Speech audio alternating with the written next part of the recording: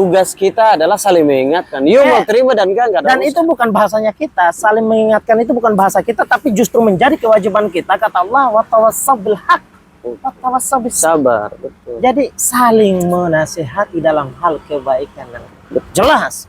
Ini adalah perintah Tuhan. Berarti kita nggak salah dong. Enggak. Kalau ada yang mengatakan salah, kita sesuci itu dia salah sendiri. Komentar aja. Kurang ngaji dia. Enggak, kalau enggak komentar aja. Kurang ngaji dia. Nah, lalu begini, urusan soal masalah karena cinta hubungan gitu ya. Paling banyak zaman sekarang itu, dan saya kira walaupun sebetulnya itu diterapkan juga, tetapi itu menjadi cobaan. Misalnya adalah fisik. Dia harus cantik, dia harus ganteng, kan? Jadi orang terjebak di situ semua. Kan Islam itu menaruh cantik, ganteng dia. Ketemu lagi dengan beta Bung Redi Walang Bacarita. Walang Bacarita, tempat anak muda bicara. Bacarita bicara dan ngobrol. Beta baru minggu kemarin itu dari Jawa Timur. Surabaya.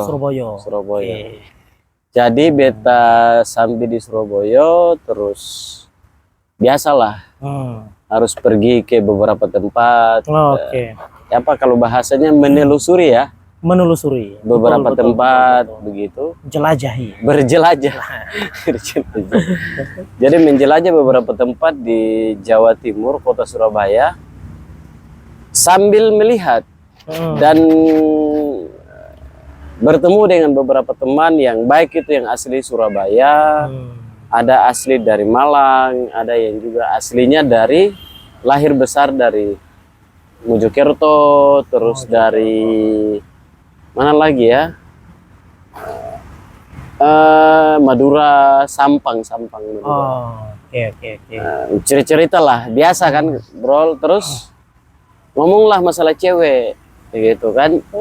Jadi kalau kita perempuan lagi nih, laki-laki, bukan perempuan. Kalau perempuan itu ada teman perempuan, saya sempat podcast sama dia.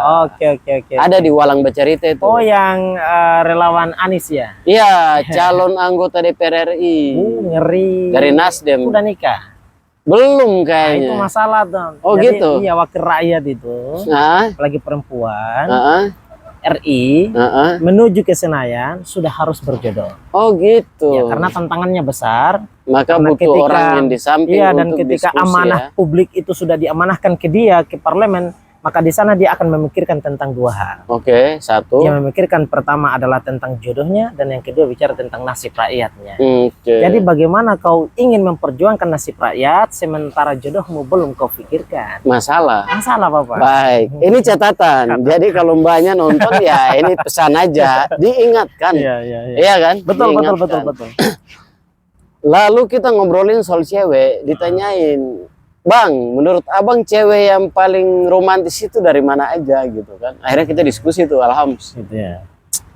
Saya bilang ya cewek romantis itu enggak dari mana aja, tapi ya bagi saya adalah perempuan yang dia romantis itu ketika dia mampu mencintai dirinya, Mas. Gitu. Berarti personality, bukan wilayahnya. Bukan wilayah. Harta hari ini dia dari mana, tapi kalau dia mencintai dirinya, dia mencintai kedua orang tuanya, keluarganya, orang-orang sekitarnya, mencintai bukan karena mereka ini sudah tua dari dia, atau karena mereka punya harta atau apa, bukan, tapi mencintai karena sebagaimana orang tuanya mencintai dia. Akhirnya saya bilang berarti semua perempuan di Indonesia itu memang dia kalau personalnya itu sudah begitu, maka saya pastikan dia akan romantis. Begitu. Karena romantisme itu diukur daripada bagaimana kita mencintai diri kita, lalu kita mengekspresikan kepada orang lain, dan akhirnya ketika orang lain juga timbal baliknya kepada kita begitu, ketika ketemu pasti romantis.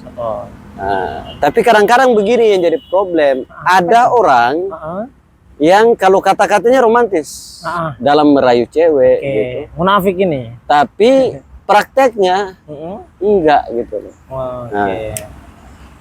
Ada hari ini mungkin Alhams kan punya ini beda ya, maksudnya soal masing-masing kan punya pandangan.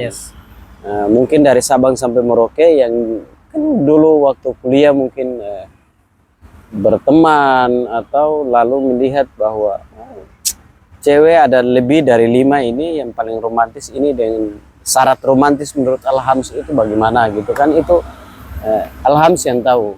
Lalu yang kedua, bagaimana pandangannya soal orang yang WhatsApp itu gue sayang dia romantis, kata-katanya buat perempuan melayang tuh ya, bahasa langitan ya, langitan ya.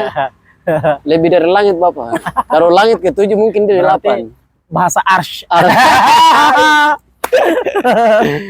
Jadi itu bagaimana orang-orang begitu, dan ya tadi di awal silakan Alhams dikasih tahu dulu ya, pengalaman ini harus kita bagi kan. Ini jenis manusia yang tipikal cintanya adalah tipikal cinta sundal bolong, di depannya manis, di belakangnya bohong. Gitu kan. Dia sundal bolong dia. Beda dengan pocong. Kalau pocong itu dia dari satu tempat ke tempat yang lain. Jadi senangnya dia itu menyakiti perasaan di sini, habis itu dia ke sana. Setelah di sana sakit, dia pindah ke yang lain lagi. Tugas dia adalah menyakiti saja. Jadi berpindah dari satu tempat ke tempat lain.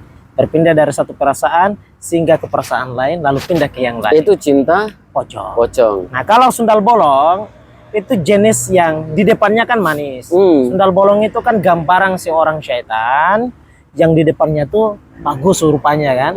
Tapi menawan, cantik. Ketika dilihat dari belakang itu bolongnya besar, ulatannya banyak, kotorannya banyak gitu kan. Itu sundal bolong. Nah, orang yang tipikal cintanya sundal bolong ini itu adalah jenis munafik yang paling besar. Itu jenis manusia munafik besar yang bisanya di depannya itu bersilat lidah, di belakang bersulap lidah. Bedanya cinta itu adalah perbedaan antara cinta pocong dan cintanya sundal bolong. Jadi kalau cinta siang bolong bagaimana?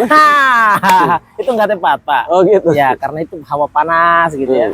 Banyak udara. Ya, bagus. Itu waktu kalau bercinta kurang tepat. Apalagi bicara romantis ya.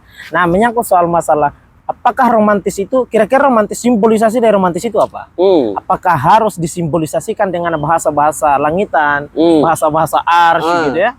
Saya kira bukan gitu ya, karena romantisme itu tidak bisa digambarkan lewat kata-kata, karena kata-kata itu bisa saja tadi orang yang tipikal cintanya sundal bolong tadi itu di depannya tuh luar biasa Pak, katanya nggak pernah meleset dari kebaikan Pak, tapi begitu di belakang munafiknya itu melebihi daripada itu, ya kan? Nah, jadi kata-kata tidak bisa dipakai sebagai standar dalam mengukur harmonisasi. Justru ulang. Ya, kata-kata tidak bisa dijadikan indikator untuk mengukur harmonisasi. Nah, tapi justru harmonisasi itu saya kira itu menyangkut soal masalah saling menghargai, saling mencintai. Saya pergi keluar rumah, misalnya bapak di dalam rumah, ibu di dalam rumah katakanlah ya. Nah, ibu meyakini saya bahwa keluarnya saya adalah untuk mencari nafkah. Betul, untuk menafkahi anak dan istri. Itu yang bagi yang sudah menikah. Nah, bagi yang sudah menikah. Dan dia mendoakan. Dan dia melangitkan bahasanya kepada Tuhan untuk memudahkan itu. Harmonis Pak. Ya kan? Samawa tadi, gambarannya kan. Nah, kalau misalnya pacaran Bapak, maka tadi. Dan saya kira sulit sekali untuk menggambarkan ketika ada harmonisasi dalam pacaran sebelum menikah. Karena saya kira itu adalah semua tentang kemunafikan. Jadi iya, berarti kalau harmonisasi atau romantisme di dalam percintaan pacaran ya, itu orang tertipu semua itu dengan cipika-cipiki. Bibir sesama bibir bertemu. Saling pelukan, ya kan? Itu tipu daya setan. Tipu daya setan, dan itu bukanlah harmonisasi, tapi begitulah cara setan itu menggambarkan dan bagaimana cara setan itu mengganggu kita. Ya kan, bagaimana dia mengimplementasikan, wahai Tuhan, oke, hari ini saya terima bahwa saya adalah bagian daripada penghuni neraka, tapi berikanlah saya punya kesempatan untuk mengganggu anak Adam, dari cucu Adam, sehingga kemudian saya pastikan, ya kan, bahwa saya bukanlah sendiri di neraka, tetapi bersama juga dengan anak cucu Adam. Tapi kata Allah, silakan, tapi saya membekali mereka dengan akal pikiran. Nah, jadi orang yang tertipu dengan cara syaitan ini adalah orang yang tidak menggunakan pikiran mereka yang diberikan Allah sebagai tools dengan baik, sehingga kemudian gampang terjebak Lalu langkah-langkah keliru ini dianggap sebagai harmonisasi, Pak. Karena peluk, romantisme. cinta, waduh saya cinta kau sekali. Iya, betul. Seolah-olah dunia ini pokoknya tidak ada orang lain. Bahasa-bahasa ars. Iya, pokoknya itu. Keluar itu. Iya, pokoknya kita cuma berdua saja dunia ini, tidak ada orang lain. Ya kan? Kalau sampai tidak ada orang lain berarti orang tuanya pun tidak ada, Bapak. Bahaya dong. Karena cuma berdua. Padahal Bahaya dia tidak tahu bahwa adanya dia adalah karena orang tua kan. Adanya si perempuan ini karena Iya, karena antara kemesraan harmonisasi, hasil harmonisasi dari orang tuanya. banyak perempuan tertipu nggak? Banyak sekali. Dan saya kira perempuan itu paling sangat gampang ditipu oleh kemunafikan kelompok-kelompok bajingan. Iya. Sehingga Diulang. Iya, Kelompok dia, apa? Kelompok bajingan. Oke. Sehingga dia itu gampang sekali, ya kan, menerima lip service itu sebagai bagian daripada langkah menuju harmonisasi. Saya kira keliru. Jangan karena suatu hari nanti engkau akan berteriak tentang kesakitan hati. Engkau akan berteriak tentang kesetaraan gender, ya kan? Dan lain seterusnya. Kenapa? Karena perempuan terlalu berlebihan di dalam urusan cinta dan dia terjebak dalam urusan yang sempel. Jadi karena memang hakikatnya cinta pacaran itu kan bukanlah sebelum menikah itu. Ya, harusnya setelah menikah. Harusnya, itu, ya. Bapak, harusnya. Baik, jadi romantisme harusnya diukur atau kesetiaan ya, diukur setelah dia ijab kabul ya. Nah, betul, cocok tuh. Harmonisasi itu adalah datang ke orang tuanya, gitu ya, pinang dia karena Allah, setia bersama. Romantisme itu ya, itu harus datang ke orang tua ya. Betul. Terus datang ke orang tuanya, bersaksi di hadapan orang tua dan para penghulu bahwa saya siap terima dunia akhirat. Anak pasangannya, imamnya gitu ya. Anak dari bapak Modim A, B, C dan C. Nah, saya siap melakukan semua pengamanan sebagaimana bapak ibunya melakukan pengamanan padanya. Saya siap melakukan safety sebagaimana orang tuanya melakukan. Saya siap menafkahi sebagaimana orang tuanya menafkahinya, dan saya siap menyayanginya dunia akhirat sebagaimana kedua orang tuanya. Lalu bismillah, sah. Itu bernamanya romantis. Maka kata Nabi ketika sah telah diucapkan, maka arsy langit akan bergoyang, Pak. Jadi bukan lagi bahasa langitan, bahasa arsy yang digoncangkan, tapi betul-betul arsy langit itu akan tergoyang. Kenapa? Karena menjadi saksi bahwa langit itu telah menyaksikan antara cinta yang tulus itu disaksikan di hadapan penghulu, Bapak. Dan romantisme semua itu di situ baru mulai pergerakan harmonisasi itu berjalan. Jadi sebelum menikah lalu pegang-pegangan tangan dikira itu harmoni, bukan. Tapi ini praktek aja ya. Itu praktek setan. Nah, terus. Nah, jadi harmonisasi tidak bisa digambarkan saling dekat-dekatan, pegangan tangan, bercumbu sebelum menikah. Itu bukan harmonisasi. Itu adalah praktek menjalankan misi setan tadi ya. Ya. Oke, lalu Alhams dulu sempat kan jadi apa ya, aktivis konsultan cinta lah ya. Iya, betul. Apa sih masalah sampai perempuan itu, masalah mereka apa sih sebenarnya? Wah, banyak, Pak.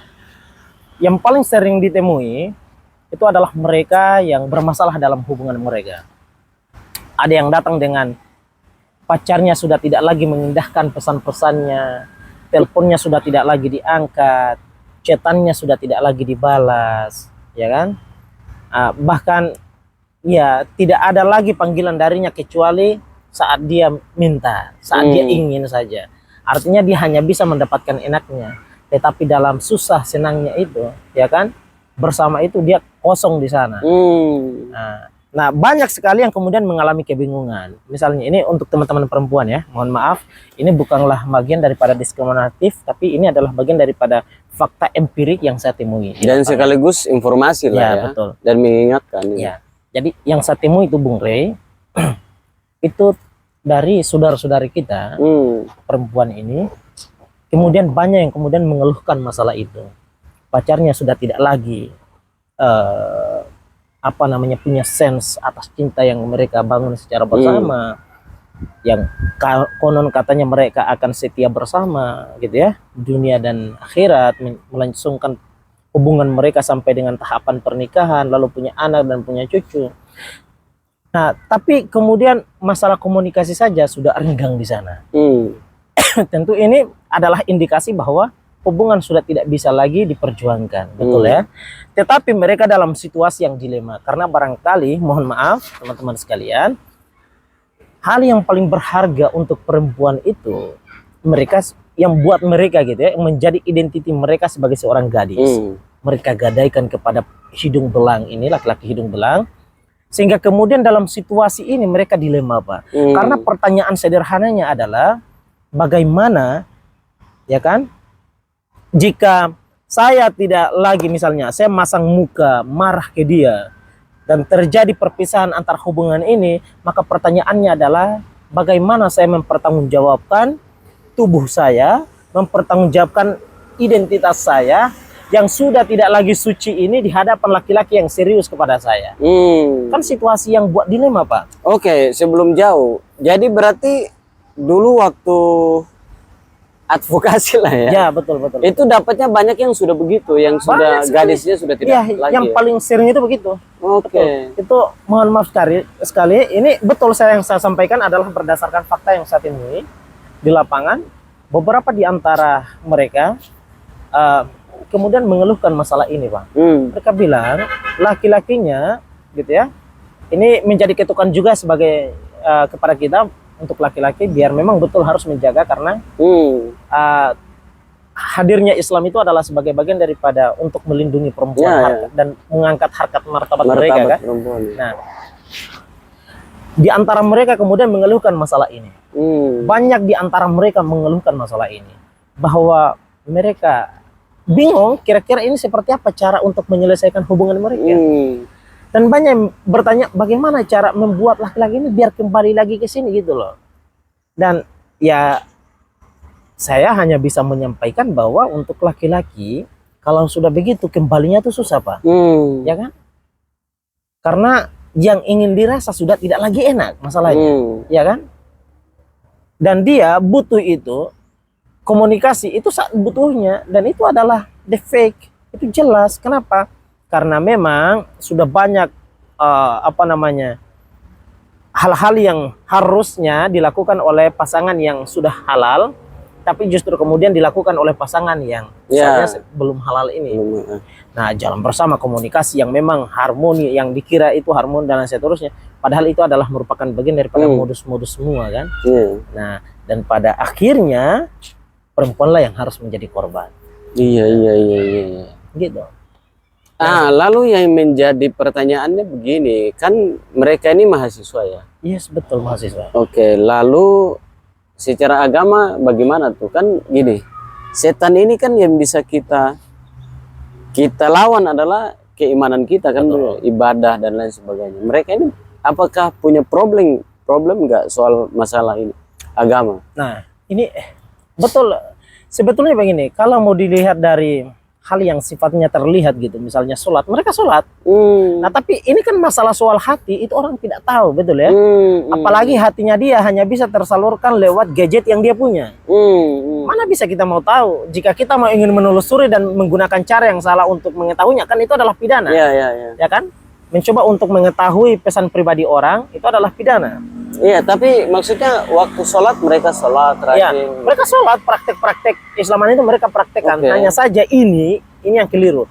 Dan masalah ini saya mengambil satu kesimpulan bahwa perempuan kurang punya prinsip, Pak. Dia tidak punya prinsip. Harusnya dia punya prinsip bahwa saya akan bercinta, saya akan harmoni, dan saya akan setia bersamanya. Tatkala dia serius dengan saya, dia datang ke hadapan orang tua saya, melamar saya, ingin meminang saya, ingin bertanggung jawab kepada saya dunia dan akhirat. Disitulah baru saya kemudian bisalah bercinta. Begitu. Harusnya perempuan, apalagi misalnya dari kalangan Islam ya, harusnya mereka membaca catatan-catatan sejarah dari kalangan para ulama, dari para perempuan-perempuan soleh, istri-istri para nabi-nabi peradaban Islam itu sendiri. Misalnya yang paling sederhana itu, yang paling banyak perempuan muslimah inginkan adalah bagaimana mereka harus sebagaimana Fatimah. Ya kan? Putri Rasulullah yang dipersuntingkan oleh Ali bin Abi Thalib gitu ya. Yang dinikahkan oleh Rasulullah kepada Ali bin Abi Thalib. Harusnya dia begitu. Ya, punya prinsip gitu ya. Dia punya prinsip bahwa dia akan memberikan cintanya selain daripada orang tuanya, akan diberikan kepada sosok laki-laki yang akan menjadi imamnya. Dan itu yang tepat. Bukan yang kira-kira tepat enggak. Kira-kira tepat enggak ini? Oh, bukan. Jadi tepatnya dia itu adalah saat dia betul-betul serius datang di hadapan orang tua. Nah, itu baru kemudian si perempuannya menggunakan pendekatan-pendekatan misalnya yang sudah diterapkan dalam Islam. Perhatikanlah bagaimana derajatnya, perhatikanlah bagaimana keislamannya, sholatnya, gitu keturunannya. Iya, keturunannya itu. Nah, barulah itu. Ketika itu sudah selesai, bismillah gitu ya, tawakal Allah, langsungkan semuanya di hadapan saksi, penghulu bersaksi di sana bahwa kami siap membangun sebuah rumah tangga yang setia, yang insya Allah yang ingin kita gapai adalah sakinah, mawaddah, dan warahmah. Saudara-saudara. Siap, baik. Jadi berarti problem kehidupan teknologi hari ini ternyata mereka sholat, tetapi mereka masih terganggu juga karena persoalan prinsip ya. Bahwa memang apapun kita lakukan, apapun kita putuskan, kalau itu bukan prinsip, itu bisa berbahaya. Kalau dia punya prinsip, apalagi punya prinsip yang disandarkan kepada Islam, misalnya beragama lah tatanan kehidupan agama gitu ya. Maka secanggih apapun itu teknologi, secanggih apa itu kata-kata, secanggih apapun itu dan setajam apapun itu kata-kata, dia tidak akan pernah goyah gitu. Prinsipnya jelas masalahnya. Saya akan bercinta tatkala engkau datang serius di hadapan orang tua saya. Jadi di lebih dari puluhan lah ya. Iya. Yang banyak Pak. Itu ratusan Pak. Saya bisa ratusan Pak. Dan kasusnya hampir mirip ya. Mirip dan itu banyak sekali. Dan ada selain mereka, karena ini kan soal mereka nggak punya prinsip, akhirnya terbuai dan terjerumus di dalam itu kan. Nah, selain itu apalagi masalah mereka?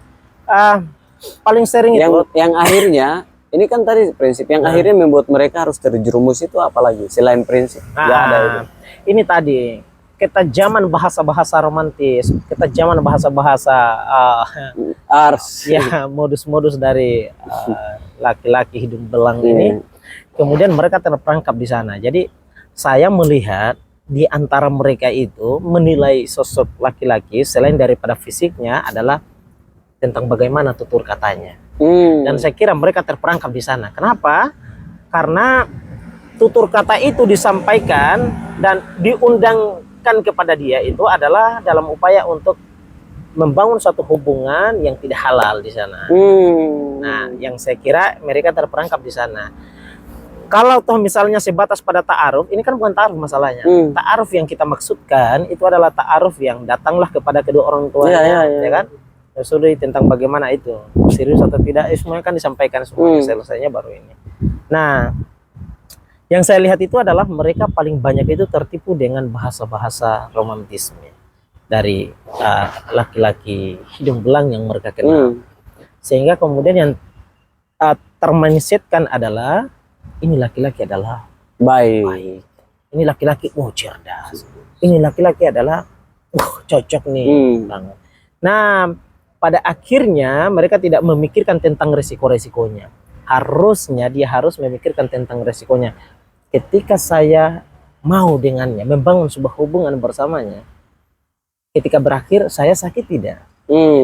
Dan tidak ada yang bisa memastikan bahwa ketika selesai hubungan itu berakhir semuanya akan bahagia, tidak. Justru dari hubungan yang dibangun dan kemudian berakhir dengan perpisahan, semua akan membangun satu prinsip yang sama, yakni adalah prinsip saling tidak mengenal, ya kan, membatasi komunikasi dan lain seterusnya dan lain seterusnya.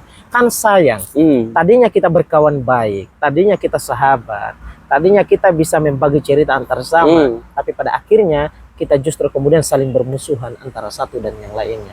Ini kan keliru Pak, saya kira. Dan ini satu hal yang patut untuk kemudian direnungi oleh perempuan adalah, ingatlah bahwa Anda ini adalah wanita dunia.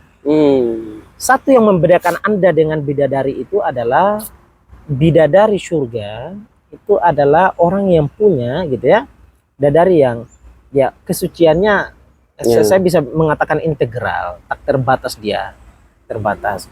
Jadi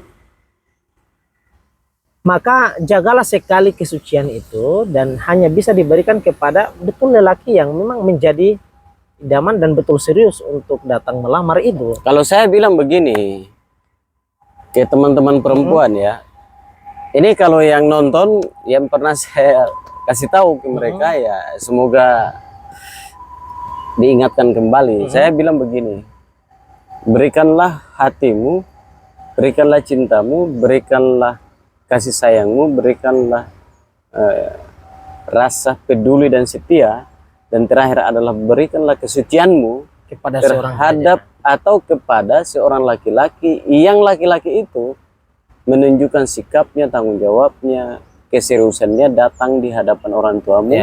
Dan laki-laki itu syarat yang terpenting adalah bagaimana dia di depan orang tuamu meyakinkan bahwa saya akan menggantikan posisi bapak ketika menikah dengan kalau ketika diizinkan untuk menjaganya. Yang kedua, saya akan menggantikan posisi saudara laki-lakinya agar ketika saya diizinkan untuk menikah dengan anak bapak. Jadi ketika perempuan sudah clear kepada laki-laki ini bahwa dia mampu menggantikan posisi sosok dari ayah dan saudara laki-lakinya, berarti itu sudah pas. Jangan sampai kalau kita tidak punya prinsip dan tidak melewati apa bahasanya level lah ya, atau syarat-syarat tadi yang sebagaimana sudah dijelaskan oleh Al-Hams. Ini kan nantinya begini, yang saya takutkan di saudara-saudara perempuan ini begini, karena cuma melihat dari ganteng, cerdas, baik, terus ya mohon maaf, ada yang dari materi dia punya uang begitu, dikaya lah ya. Betul. Nah, kalau itu yang dilihat, maka saya pikir satu saat akan laki-laki ini berperan sebagai teman laki-laki aja gitu. Karena begini, ada sekarang sudah banyak orang berpikir bahwa ya setelah menikah itu harus seperti berteman aja gitu loh. Di dalam rumah tangga atau di dalam rumah kita membangun hubungan itu kayak berteman. Bagi beta adalah ini hal yang salah.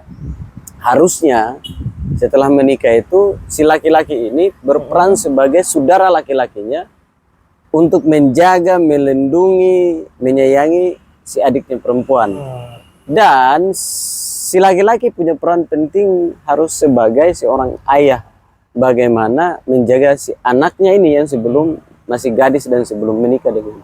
Nah, lalu kalau bicara pertemanan ya saya pikir itu lebih kepada punya anak. Jadi ayah dan ibunya harus ya anak-anaknya ini kayak teman gitu. Nah, tapi kalau dibalikin, wah ini yang kasusnya banyak karena ya udah akhirnya menjadi problem adalah mereka ya mohon maaf banyak yang cerai begitu, banyak yang lebih parah lagi. Ada hari ini ada konten, kita nggak usah sebut kontennya siapa gitu, dan banyak yang saya dapatkan itu mereka prakteknya begini. Ya udah kalau di rumah kan itu suami saya begitu. Kalau di luar ini kita bebas punya teman banyak. Betul. Itu lagi 5 tahun terakhir ini jalan tuh kata-kata bahasa begitu. Ya suami gua kan di rumah, istri gua kan di rumah begitu kan, di luar kan gua bebas milik banyak orang begitu. Nah bagi gua adalah ketika di awal kita mengisi kayak tong itu, kita mengisinya dengan prinsip untuk menuju romantisme, menciptakan kasih sayang di setelah menikah itu dengan tidak bagus, maka ketika ada bahasa-bahasa begini muncul, ini adalah proses pengrusakan terhadap generasi, terhadap penduduk bangsa ini kalau saya lihat. Karena itu kan bukan bahasa kita tuh bos, bukan bahasa orang Indonesia yang betul-betul memahami betul soal budayanya, soal agamanya, landasannya dari situ. Kalau bahasa bahwa gua di luar itu bebas gitu loh, gua ini milik banyak orang, nanti di rumah baru milik laki gua, milik istri gua, anak-anak gua gitu.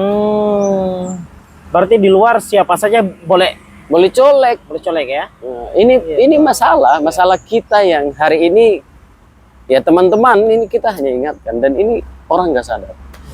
Itu alhams. Jadi kembali lagi bahwa bicara soal romantisme, bicara soal perempuan ini diromantis, laki-laki ini romantis, bukan soal kesukuan ya. Bukan. Dari mana dia berasal, tapi personalitinya dan pertanggungjawaban laki-laki terhadap dirinya, terhadap orang tua si perempuan maupun sebaliknya. Betul. Lalu apalagi alhams, persoalan cinta, kasih sayang, romantisme, macam-macam lah ya, bicara soal hati. Apa sih yang kira-kira sampai sekarang di dalam kepala alhams itu melihat bahwa masalah sebenarnya ini? Untuk ya bicara hari ini sampai 10-20 tahun ke depan ini jadi masalah di generasi muda. Apa? Iya, masalahnya yang pertama adalah kalau saya laki-laki itu kan ini walaupun sebetulnya ini adalah masalah personality ya harusnya, tapi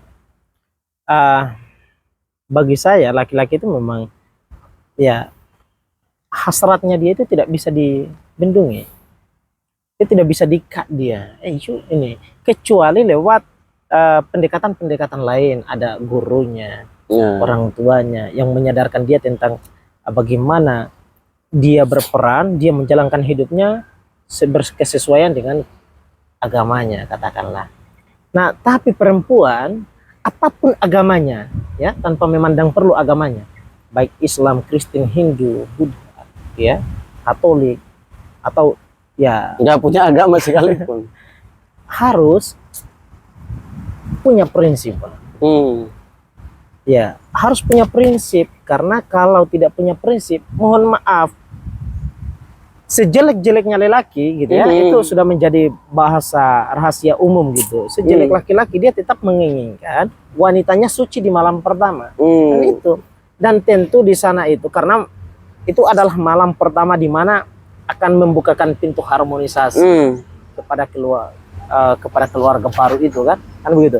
Jadi memang harus betul-betul dia punya prinsip, apapun agamanya dia, perempuan ini, dia harus azamkan dalam-dalam bahwa kesucian yang saya punya akan saya berikan kepada laki-laki yang betul-betul serius membersamai. Tapi gini, alhams, ini sebelum jauh, ini menarik.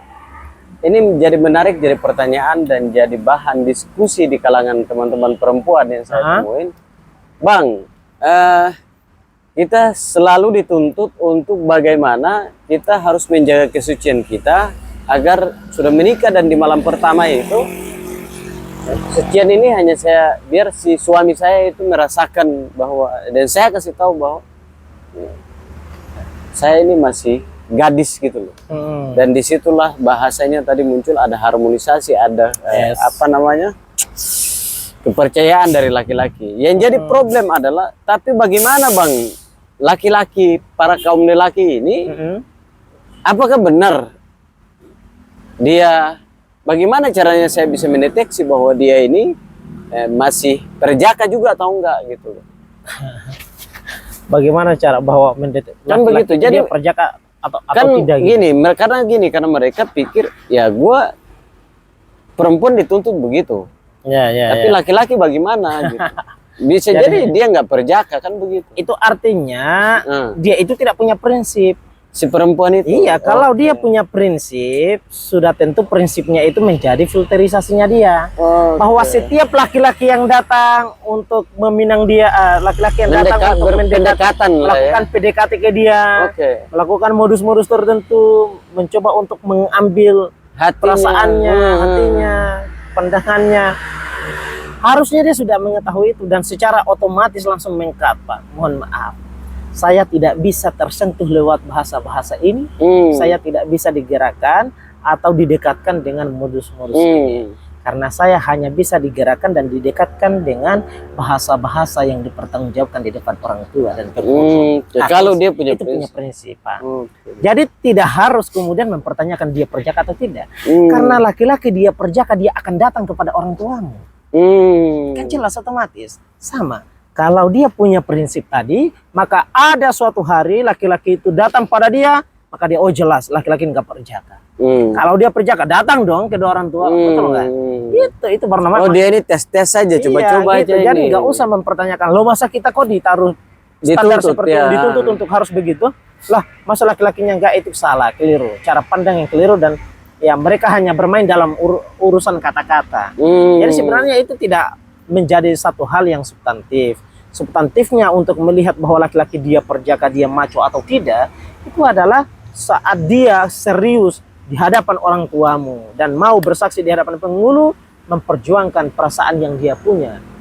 Gitu kan harusnya begitu. Jadi secara langsung dia mengkat, oh ini dia datang baru mau ngajak pacaran, ayo bodo amat. Saya prinsipnya nggak mau pacaran. Kalau mau, yuk datang ke orang tua. Tapi siapkanlah imanmu. Matangkan dulu imanmu, karena urusan menikah bukanlah urusan pacaran sebagaimana sebelum menikah. Harusnya begitu Bapak, ya kan? Nah, karena menikah itu adalah bukan menikah antara you dengan saya, tapi menikahkan keluargamu dengan keluargaku. Ya. Maka di sini yang harus dipertaruhkan adalah keimanan, kan begitu harusnya. Di hadapan. Yes. Wah, itu baru disebut dengan itu baru. Jadi oke. Jadi itu ini soal prinsip, dan ini karena begini, karena kalau dari prinsip itu nanti filternya pasti muncul tuh. Yes. Ya. Ketahuan ya. Dan dia secara otomatis. Ya otmas. Ya. Oke, jadi teman-teman Walang Bacarita sebenarnya gampang ya. Gampang sekali Bapak. Untuk bisa memfilterisasi ini dia baik dan tidak, ini dia buruk atau tidak, ini perjaka atau tidak, ini dia masih sudah apa namanya, sudah tidak lagi perempuan itu apa, sudah suci atau tidak lagi. Jadi tergantung pada kita. Hal yang filter paling bagus adalah prinsip ya. Yes, prinsip itu. Karena sama niat lo. Dalam urusan aturan saja dibuat undang-undang itu harus berasaskan prinsip, Pak. Iya. Bagaimana dengan hati yang ini harus dipertanggungjawabkan dunia dan akhirat? Yang ini kalau sekali hancur, ini bisa rontok. Jadi, semua. Undang-undang yang syarat dengan kepentingan oligarki, ya. Kelompok-kelompok tertentu itu saja masih menggunakan standar prinsip. Loh, bagaimana dengan you yang betul-betul murni punya perasaan, ya, dan punya kepentingan pribadi betul, yang mau ingin dunia dan akhirat. Sekarang begini prinsipnya, jika engkau betul-betul menginginkan nih surga, maka haruslah punya prinsip yang dimana itu harus prinsip itu menentukan tentang arah menuju surga. Jangan ingin ke surga tetapi hal yang diterapkan, prinsip yang diterapkan adalah jalan yang ke yang lain. Neraka. Kita bukan bicara adalah so suci misalnya. Mereka akan bisa berkata bahwa kok so suci sekali, bukan. Ini tapi, kita ingat nih, kalau saya selalu bilang tugas kita adalah saling mengingatkan. You mau terima dan enggak. Dan itu bukan bahasanya kita, saling mengingatkan itu bukan bahasa kita, tapi justru menjadi kewajiban kita. Kata Allah, wa tawassaw bil haq. Sabar, betul. Jadi saling menasihati dalam hal kebaikan dan jelas ini adalah perintah Tuhan. Berarti kita nggak salah dong? Enggak. Kalau ada yang mengatakan salah, kita so suci, itu dia salah sendiri. Komentar aja. Kurang ngaji dia. Ya, kalau enggak komentar aja. Kurang ngaji dia. Nah, lalu begini, urusan soal masalah karena cinta hubungan gitu ya.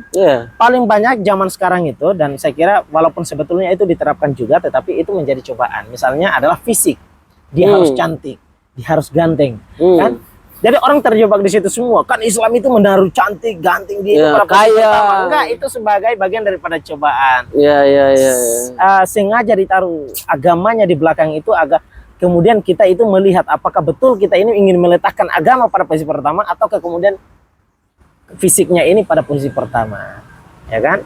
Ini cobaan. Nah, jangan kemudian terjebak pada posisi strukturisasi bahasa itu, standarisasi itu kan gitu.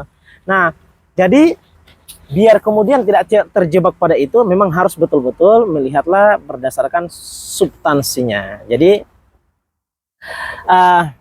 karena jika betul-betul ingin kita sadari gitu ya, jika betul-betul kita ngaji gitu ya, maka kita akan menemukan sesuatu yang paling menarik di sana. Ada bahasa Tuhan dalam atin itu bahwa laqad khalaqnal insana fi ahsani taqwim, bahwa kata Tuhan itu sesungguhnya itu dia itu manusia itu itu sudah kuciptakan dengan sebaik-baik rupanya. Lah dia itu kata Allah itu sudah dengan sebaik-baik rupanya, kenapa you masih mempertengkarkan soal masalah rupanya?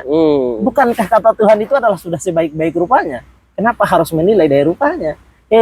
Artinya hakikatnya itu yang dicari adalah agamanya. Lihatlah bagaimana perilakunya. Karena dengan perilakunya, dengan attitude-nya, itulah yang akan nantinya mengantarkanmu kepada surganya Allah gitu. Dan engkau akan mendapatkan di dalam itu surga, mendapatkan romantisme, macam-macam tadi. Ada satu hal, ini soal struktur kata tadi. Saya baru ingat, bisa juga dalam praktek hari-hari kan begini. Jadi orang ini dia rajin, dia sabar, dia cerdas kan, cerdasannya rata-rata lah begitu.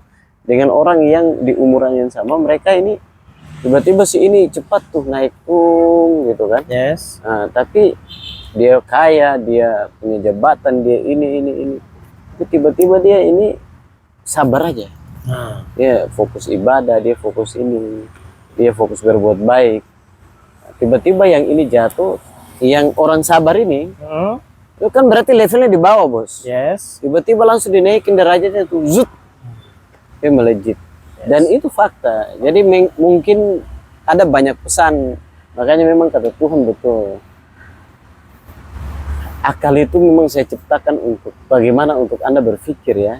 Jadi jangan melihat yang di atas atau di tengah atau yang di bawahnya. Lalu kamu menganggap bahwa yang di atas ini, struktur paling atas ini adalah bagus. Ternyata saya saya kan kasih kamu akal nih. Untuk berpikir, ternyata kamu mikirnya salah gitu. Harusnya kamu sebetulnya nggak salah dalam melihatnya, tapi kurang analisanya. Kurang begitu tajam analisanya. Analisis dan ngajinya. Jadi ini betul jelas strukturisasinya. Fisik itu diterapkan di dalamnya kan. Islam menaruh fisik. Lihatlah betul-betul untuk apa? Untuk memperbaiki generasimu. Katakanlah. Betul itu harus dipandang. Tetapi ingatlah, esensi daripada itu ada Islamnya. Karena bagaimana suatu hari gitu ya, generasimu ganteng, cantik, tapi bagaimana kalau mereka kekosongan agama di sana, kekosongan iman di sana? Tidakkah engkau sebagai orang tua menangisi hal itu? Jadi kalau orang tua tidak menangisi tentang kekosongan iman di dalam anaknya, berarti itu bukanlah orang tua. Ingatlah bahwa kesalahan mereka, justru kekosongan iman itulah yang akan nantinya mengancam kita dekat dengan surganya Allah. Maka tugas paling berat bagi seorang orang tua adalah harus bagaimana memastikan bahwa tiada lain di dalam hati anaknya selain daripada iman kepada Allah. Betul. Dan itu sudah jelas lah ya. Kalau bicara itu kan sesuai dengan prinsip-prinsip agama dan lalu paling terakhir sebenarnya ini menjadi masalah. Cewek-cewek ini juga begini. Ini mohon maaf nih teman-teman walang bacarita yang cewek. Kadang-kadang selain perasaan, mereka ini juga selain selain diganggu lah ya, diganggu perasaannya lewat kata-kata dan lain sebagainya, lewat rupa dengan harta, digoda ya, atau di otak-atik gitu. Ini juga saya lihat kesalahan mereka perempuan selain prinsip itu ada satu hal sebenarnya yang mereka tidak punya itu. Apa itu? Adalah soal bagaimana ketika dia punya tujuan dalam membangun masa depan, gitu. Kalau prinsip tadi kan kita bicara soal standar dia sebagai mencari imam, imam atau pengganti ayah lah, iya kan, atau saudara laki-laki setelah menikah itu. Tapi ini soal prinsip masa depan. Ini saya lihat kadang-kadang banyak yang kosong ketika dia punya prinsip bahwa gua kalau mau menikah itu gua ke depan harusnya gua begini, harusnya gua mau jadi ini contohnya. Contohnya gua mau jadi alhams, gua mau jadi konten kreator atau gue mau jadi pengusaha, atau gue mau jadi pengacara, mau jadi politisi. Nah, ini juga mereka masih kosong di situ dalam hal apa? Dalam hal menetapkan masa depan. Jadi kadang-kadang mereka ini banyak terganggu, ketemu banyak orang, baik laki-laki maupun perempuan, mereka terganggu dengan ini nih. Akhirnya dia tadinya sudah di sini sudah clear bahwa dia kenal laki-laki atau dia kenal perempuan. Laki-laki ini perempuan, masalah di perempuan, dia kenal laki-laki baik itu yang muda maupun yang tua. Terus dia dapat seorang laki-laki yang ini mampu untuk bagaimana menjalankan misinya dia. Lalu tinggal bagaimana dia punya prinsip soal agama tadi. Betul. Nah, tinggal dia lihat. Tapi karena mereka kosong, akhir nanti kesini lagi terganggu di sini, nanti kesini lagi terganggu, balik lagi kesini lagi kembali kesini lagi. Akhirnya mereka agak galau di situ. Nah disitulah saya lihat bahwa begini alhamdulillah. Orang dong bisa masuk laki-laki hidung belang, macam-macam ini ini banyak masuk di sini lewat ini. Akhirnya disitulah mereka jadi sosok yang wah luar biasa. Jadi tiba-tiba jadi penasehat di situ, jadi motivator di situ. Mereka menjadi orang konsultan di situ. Mereka menjadi orang yang paling beriman, berilmu di situ. Karena kekosongan dari perempuan tadi dalam menentukan, gue mau jalan ke Jakarta Timur ini, gue tujuannya kemana begitu. Nah lalu kalau ketika ini sudah ada lalu prinsip soal tadi yang sudah jelaskan bahwa agama sebagai rujukan, sebagai pegangan dan pertanggungjawaban di hadapan orang tua, dan Tuhan itu sebagai apa namanya pagar untuk bisa ya udah nih dia laki-laki ini dia saya bilang dia ya udah nggak usah pacaran, saya datang saja ke orang tuaku lalu mari kita menikah dan berhadapan di hadapan Allah Subhanahu wa taala, di hadapan para hakim dan para orang-orang hebat dan keluarga, mari kita bersaksi atas nama Tuhan begitu. Lalu habis itu kita menjalankan. Harusnya ada. Jadi masa depan sudah harus kita siapkan. Lalu prinsip ini kita terapkan, selesai sebenarnya. Hampir 6 tahun ini saya dapatnya kekosongan perempuan, saudara-saudara perempuan ada di situ. Di awal dia kuliah atau dari SMA mereka tidak menetapkan tujuan. Tujuan aja nggak ada, bagaimana mau prinsip. Betul. Jadi tujuan itu bukan saya harus mau jadi dokter, itu cita-cita. Harus beda dong tujuan hidup dengan cita-cita. Nah tujuan hidup ya adalah tentang selama-lamanya dunia dan akhirat. Apakah tujuan hidupnya adalah tentang berbakti kepada Allah, ataukah kemudian justru seperti apa? Kan seperti itu. Harus di ini sudah digambarkan di apa ya bahasanya, disiapkan lalu dijalankan.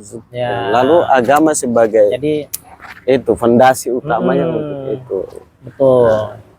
Karena itu kan tujuan hidup itulah yang akan nantinya menghantarkan kita kepada tempat di mana kita tuju. Katakanlah kita mau ingin ke Roxy Jakarta Barat mau perbaiki HP, mau perbaiki handphone nih katakanlah. Nah saya ke sana tidak tahu jalan nih, ya kan? Tapi saya bersikeras handphone saya harus jadi biar bisa komunikasi ke orang tua. Maka apapun yang terjadi saya harus buat map di sana. Jalan kan, peta jalannya harus dilihat. Betul-betul harus lewat ini biar bisa sampai ke sana. Selesai. Nah jadi seperti itulah kemudian tujuan hidup. Tujuan hiduplah yang harus kemudian diletakkan kepada sesuatu yang memang harus menjadi objek terpenting. Saya tujuan hidupnya berbakti kepada Tuhan. Maka yang harus saya lakukan adalah, karena ini menjadi penentu juga masalahnya. Tujuan hidup itulah yang akan nantinya menjadi penentu juga. Misalnya kata Tuhan, saya menciptakan jin dan manusia adalah untuk beribadah kepada Tujuan hidup kita adalah beribadah kepada Allah. Maka hidup tadi yang misalnya kita mau ingin tuju adalah surga.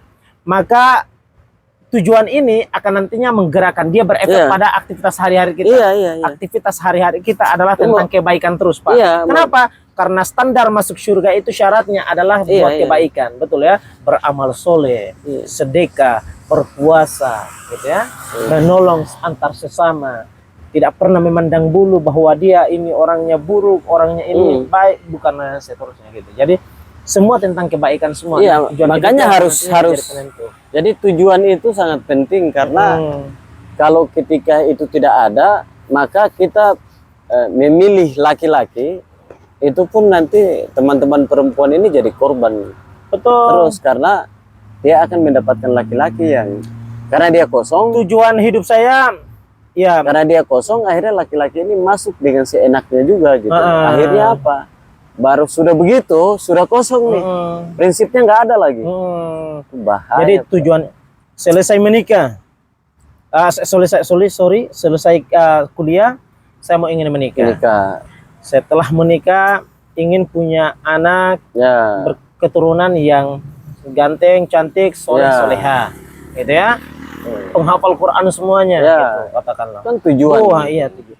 Jadinya dalam proses perjalanan menuju tujuan ini semua kita lalui dengan kebaikan. Karena tak lain dan tak bukan kata Tuhan, orang yang baik akan bertemu dengan yang baik. Orang yang buruk akan bertemu pula yang buruk. Maka pertanyaannya adalah bagaimana orang baik bertemu dengan orang yang awalnya buruk. Nah, lalu kemudian dia menjadi baik. Maka yang dipandang adalah saat dia menjadi baiknya itu bukan masa lalunya menjadikan dia buruk. Tapi saat dia menjadi baik itu. Kenapa? Karena menjadi baiknya itu dia sudah melaluinya dan mengakhirinya lewat taubatan yang sudah dia lakukan. Jadi sudah tidak pandang lagi bahwa dia buruk. Makanya yang kasihan juga sebenarnya kalau kita lihat saudara-saudara perempuan ini selalu menjadi korban atas tipu muslihat para, ya mohon maaf gitu loh. Tugas kita hanya mengingatkan Jadi kepada teman-teman laki-laki yang kadang-kadang juga nggak bertanggung jawab juga soal urusan perasaan ini kan begitu. Nah, ini jadi catatan, dan sebagai anak muda, sebagai laki-laki, sebagai manusia, sebagai saudara satu bangsa, negara dan satu agama, sebagai orang-orang yang beragama, sebagai orang-orang yang bernegara, berbudaya, tugas kita yang hidupnya hanya sementara di dunia ini memang harus saling mengingatkan untuk kebaikan.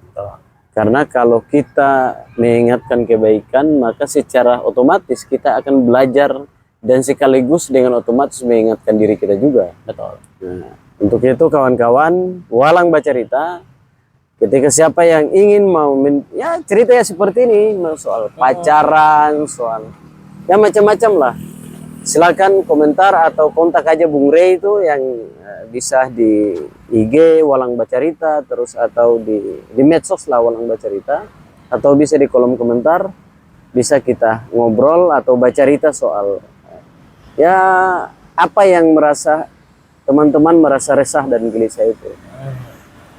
Dan terakhir, dua kata dulu buat teman-teman atau pesan apa yang dititipkan ke teman-teman biar menjadi catatan kunci buat mereka.